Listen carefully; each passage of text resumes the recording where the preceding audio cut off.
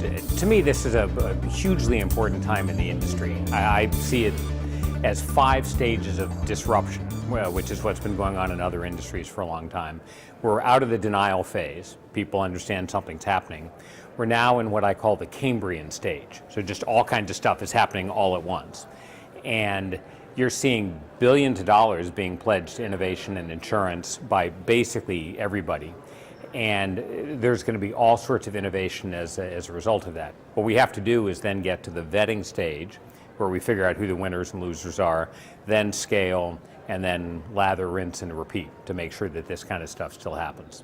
People are really engaged. People especially are trying to figure out what I think of as the sensing. How do you get out there and how do you understand who's doing something interesting?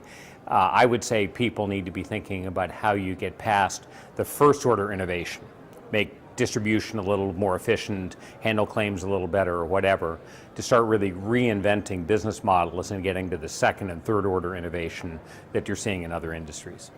So it happens that I may have an answer to how people do this sort of sensing, because at Insurance Thought Leadership, we've started a site that we call ITL, we call it the Innovator's Edge. The URL is ITL Innovator's Edge. We're tracking almost 1,000 insurtechs. We're categorizing them based on technology, based on geography, based on the part of the value chain that they tackle, all sorts of other things. We also are having them give us this sort of information through what we call a market maturity review that will actually help people understand if they have a clue about insurance or if they're going to pull a Zenefits and do something that doesn't work out so well. So they're plug and play, they're accelerators, there are all kinds of other ways you can track, but I do think that this Innovator's Edge that we have is a great way to follow what's going on. So it turns out that it's really quite hard for an established company to bring innovation inside.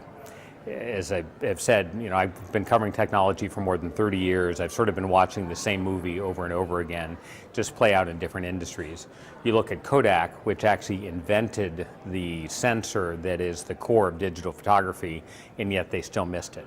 So for companies to do this right, they do have to have this sensing mechanism.